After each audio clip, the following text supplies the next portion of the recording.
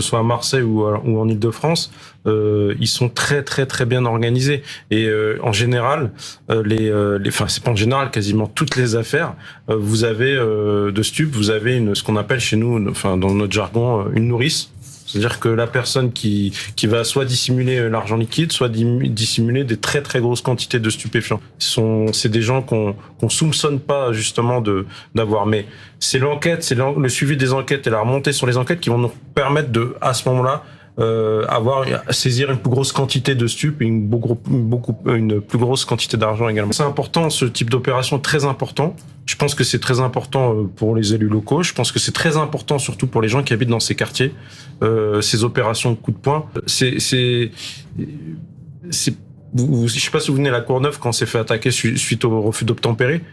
Les jeunes ont voulu faire une opération coup de poing, les jeunes délinquants. Nous, c'est pareil. C'est-à-dire qu'aujourd'hui, on veut montrer aux trafiquants et on veut montrer aux gens qui habitent dans ces quartiers-là qu'on les délaisse pas et qu'on est en capacité de faire une opération de très très grande envergure sur le plan national pour frapper fort. Mais ce qui va être important, bien sûr, c'est de mettre un dispositif de manière pérenne comme la police de proximité ou la lutte contre le trafic de stupes, mais sur le long terme.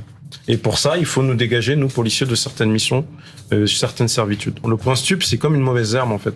Vous avez beau la couper, elle va malheureusement pousser de l'autre côté. Mais soit on les laisse se démultiplier, soit on essaye au fur et à mesure de les démanteler. Mais il y en a qui sont pas reconstitués. Et pour la preuve en est aujourd'hui, on fait un constat, c'est qu'on a une généralisation de ce qu'on appelle les Uber Sheets, les call centers. C'est-à-dire que maintenant, notre travail il est tellement efficace que les trafiquants se sont adaptés et qui maintenant ils font quasiment plus pas autant mais quasiment plus de vente en ligne. Il faut taper, comme a dit le monsieur, dans le portefeuille parce qu'on a un gros problème de blanchiment d'argent. Si jamais vous tapez pas sur le portefeuille des gens des commanditaires, des gens qui sont à la tête de tout ça, ça ne s'arrêtera jamais, tout simplement. Là, aujourd'hui, il est important d'envoyer un message et de dire que les policiers peuvent aller partout, dans n'importe quel quartier en France.